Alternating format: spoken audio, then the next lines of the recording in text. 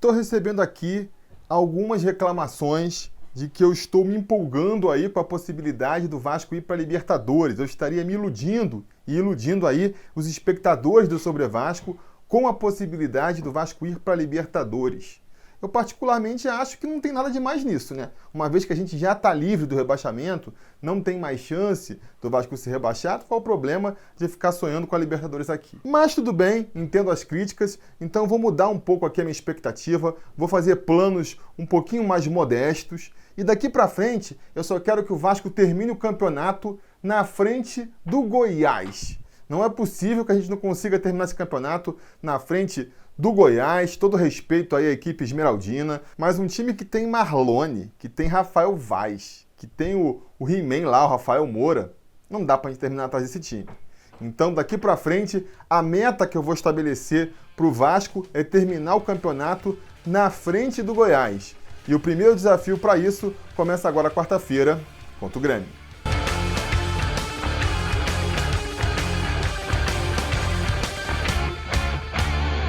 Fala, torcida vascaína, Felipe Tiru de volta na área para falar de jogo do Vascão, porque nessa quarta-feira, às 9h30 da noite, com transmissão da Globo para o Rio e para parte da rede, o Vasco recebe o Grêmio em São Januário pela 29ª rodada do Campeonato Brasileiro da Série A. Pois é, estamos entrando aí na reta final da competição, faltam agora só 10 jogos para a gente tentar aí essa missão de terminar na frente do Goiás. Uma missão complicada aí, mas que a gente pode sonhar, né? Se a gente terminar ali entre os 6, 7 primeiros colocados, acho que a gente garante que fica na frente do Goiás e aí atinge a nossa meta. E para isso, é importante que a gente mantenha aí o aproveitamento das últimas rodadas. A gente apresentou aqui, algumas semanas atrás, o mais recente episódio dos gráficos de desempenho sobre Vasco, né? Se você não conferiu, confere lá. E lá a gente dizia que dali para frente, né, o aproveitamento do Vasco no restante da competição, para almejar uma sexta posição, seria um aproveitamento de 66,7%,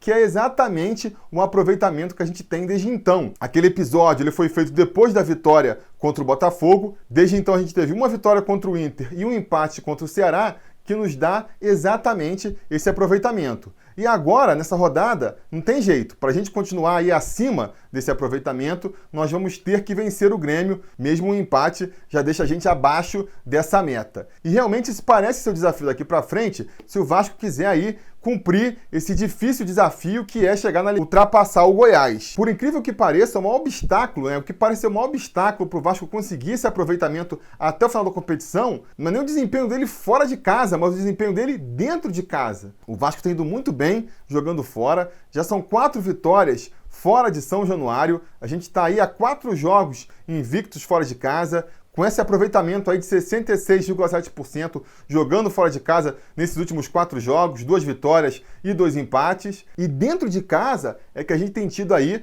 um desempenho abaixo da média, né? A nossa última derrota foi dentro de casa, lá em São Januário, para o Santos. Então, se a gente quiser manter esse alto aproveitamento aí, que nos garantiria uma vaga na Libertadores de ultrapassar o Goiás, a gente precisa melhorar o desempenho em casa. Fora de casa pode continuar que nem tá, mas dentro de casa a gente pode melhorar e nada melhor do que já começar a melhorar esse desempenho aí nessa partida contra o Grêmio. O Grêmio, que é adversário direto nessa briga para a gente chegar lá entre os 6 primeiros e garantir aí com folga que a gente consegue terminar na frente do Goiás, né? Então ganhar deles já é aquele jogo de 6 pontos, né?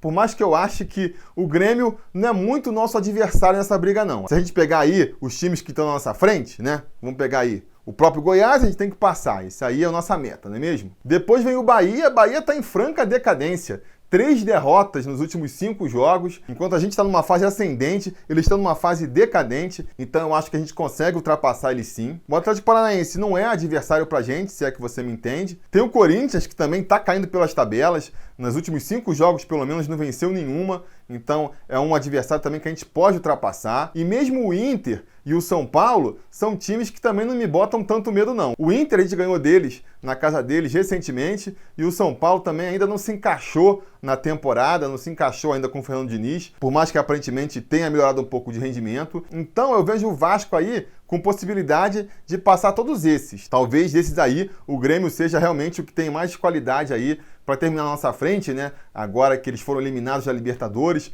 vão voltar a se focar só no Campeonato Brasileiro. Tem potencial, então, para dar uma arrancada nessa reta final aí e subir algumas posições no Campeonato Brasileiro. Quando eu vejo a gente ultrapassando outros times na tabela, não vejo necessariamente ultrapassando o Grêmio, mas esses aí que eu já comentei. Então, assim, não é nem tanto um confronto direto, mas pode ser, né? Pode ser. Tô colocando o Grêmio aqui como um time que potencialmente pode subir daqui para frente, mas a gente sabe que no futebol as coisas mudam muito rápido, de repente as coisas degringolam lá para eles e quem sabe a gente não consegue até ultrapassar eles na tabela também e começa a encurtar essa distância justamente nessa partida agora. Pode acontecer. É uma partida que eu acho que a gente tem tudo para ganhar, porque o time do Grêmio vem bastante desfalcado para o Rio, desfalque de 7 titulares, então vem praticamente com um time misto aí enfrentar a gente.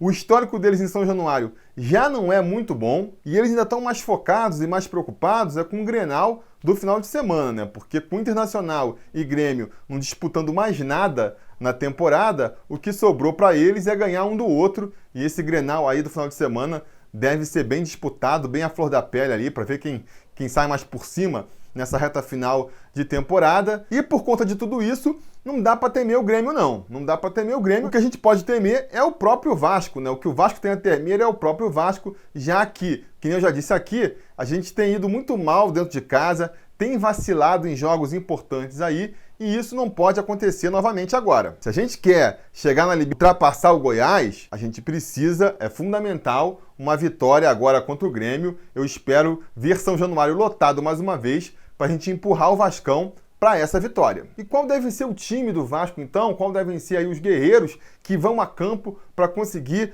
arrancar mais essa vitória para o Vascão? Vamos falar aí do provável time do Vasco, mais uma vez, sem a confirmação do professor, né? Não teve aquele coletivo maroto para a gente ter a confirmação do time que vai a campo, mas vamos ver se eu consigo acertar aqui. Das últimas vezes tem sempre errado num jogador ou outro, vamos ver se eu acerto aqui dessa vez. Ali atrás na defesa não deve ter mistério, né? Fernando Miguel no gol, Iago Pikachu jogando pela lateral, Oswaldo Henriques deve voltar para sua posição ali como zagueiro pela direita e Leandro Castan, nosso líder capitão, na zaga pela esquerda. Fechando a linha defensiva, o Henrique, que vem fazendo boas atuações aí, deve permanecer como nosso lateral esquerdo. No meio, Richard vai ser nosso primeiro volante. Eu acredito que o Bruno Gomes vai ser mantido também ali na segunda volância, para justamente o Vanderlei poder mais uma vez insistir com o Fred Guarim fechando esse meio campo aí. E eu acho que ele está certo. Vi muita gente criticando o Vanderlei Luxemburgo por ter escalado o Guarim de titular na última partida, que ele teria que ser um homem para jogar no segundo tempo. Eu acho que não. Eu acho que o Guarim ele veio para ser o destaque técnico do time nessa reta final de competição. Veio contratado para ser referência, né? A gente sabia que o Vasco corria contra o tempo ali, era muito poucos jogos que ele teria pela frente, ainda sem um preparo físico ideal. Até por isso veio aí com um salário abaixo do que ele costuma ganhar. E se o Vasco fez essa aposta no jogador, então tem que bancar a aposta até o final. Não adianta trazer ele agora e depois de 3 jogos dele falar, não, o Guarim vai ser uma opção para o segundo tempo, para botar fogo no segundo tempo. Nada disso. Tem que preparar ele para ser o titular do time mesmo e acreditar que ele, com o passar dos jogos, vai ser cada vez mais decisivo. Ele, contra o Botafogo, jogou só 10 minutos. Contra o Inter, jogou meio tempo. Contra o Ceará, já jogou ali uns 65 minutos. Vamos ver aí quanto tempo ele consegue jogar contra o Grêmio agora. Se ele consegue jogar uns 70, 75 minutos, quem sabe até o tempo inteiro, vai ser muito importante para o time. Ele já mostrou que bola ele tem muito. Por mais que ele não tenha participado ainda de nenhum lance decisivo do Vasco, eu acho que talento ele tem e é sempre bom ter um cara talentoso como ele em campo. O máximo de tempo que a gente conseguir manter ele em campo, o Vasco tem que manter. Então não critiquei a decisão do Vanderlei Luxemburgo de botar ele como titular contra o Ceará e acho que tem que botar ele de titular contra o Grêmio agora de novo. Na frente, a gente vai ter a ausência do Rossi aí, né? Suspenso pelo 3º cartão amarelo. E a minha aposta é que o Felipe Ferreira é que vai herdar essa vaga aí. Fala-se também no Gabriel Peck tendo uma oportunidade, vou achar bacana, vou achar bem legal se o professor der uma chance pro garoto, mas eu acho que ele vai começar o jogo com o Felipe Ferreira e o Peck vai acabar ficando aí como uma opção pro segundo tempo. No mais, não acredito em surpresas, né? Marrone deve ser nosso homem caindo mais pela esquerda e jogando como centroavante Lucas Bibiano, o jogador outrora conhecido como Ribamar. Esse é o time que deve enfrentar o Grêmio, então vamos torcer para eles conseguirem voltar com uma vitória dessa partida. É muito importante para a gente manter o sonho aí de chegar na Libertadores, né? Falando sério agora. Eu acho que a gente tem que sonhar com a Libertadores. Eu quero terminar o ano sonhando com a Libertadores. Ah, é viagem, é muito difícil, é ilusão, mas vamos nos iludir com coisa boa, né? Até porque se a gente não conseguir chegar, tentar, mas não conseguir chegar, a gente não perde nada. Ah, pô, lutei para tentar chegar na Libertadores, cheguei em 7º, cheguei em 8º. Ótimo, você não pegou a vaga na Libertadores, mas pelo menos você ganhou a premiação ali de 7º colocado, 8º colocado. A gente sabe que a partir desse ano, cada posição acima na tabela que o time consegue avançar já garante uma premiação maior no final do campeonato. Isso por si só já é motivação mais que suficiente para a gente buscar lá o topo da tabela. Então vamos iludir. Ilusão por ilusão, melhor a ilusão otimista de sonhar com a Libertadores do que a ilusão pessimista que eu ainda vejo aí da galera que está preocupada com o rebaixamento ainda. Só vou ficar tranquilo quando o Vasco atingir 45 pontos. Tá bom, você quer ficar se estressando com o Vasco até o final da competição?